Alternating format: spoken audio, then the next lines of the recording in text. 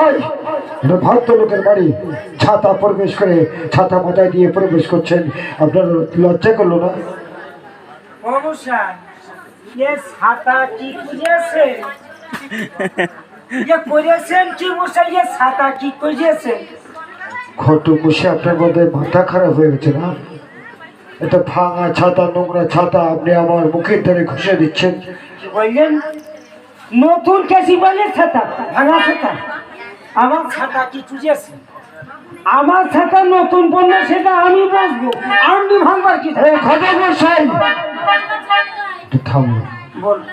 আপনার ওই ভাঙা চূড়া ছাতা নিয়ে নাকের ধারে বার বার বার বার স্পর্শ করছেন, আপনার লজ্জাও করছে না?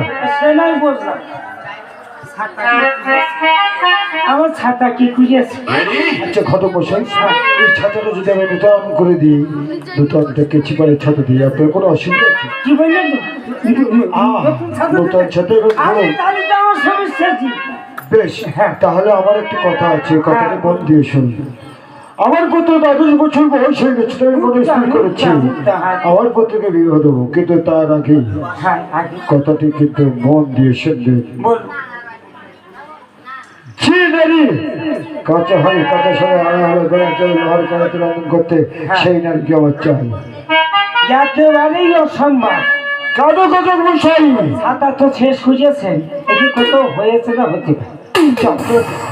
ছাতা ছাতা করে যেটা কাজের কথা পিছিয়ে দিচ্ছেন, দেওয়া ছাতা ছাতা কেন? তখন বলেছে কেচি করে বড় বাপের ছাতা কিনে দেবো, যাতে রৌদ্রটা যেন পায়ের তলা রমন।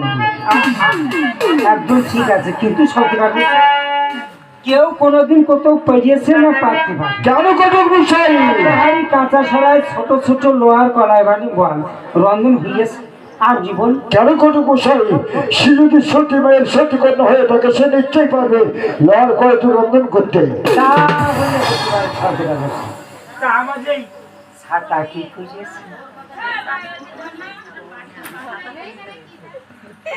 বোধহয় মাথা টাথা খারাপ আছে। চৈত্র মাসে এই মুহূর্তে তো চলুন, আমি আপনার অন্তঃপুরে আপনার বড় বাপের একটা কেচি পাড়ের ছাদ দিচ্ছি, তাই কথাটা যেন মনে থাকে।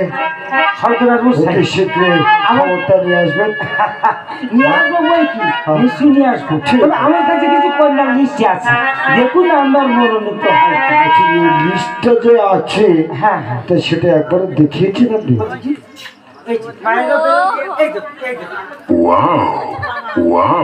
আপনি যেভাবে ছাতার পিন্ডি চটিয়েছেন,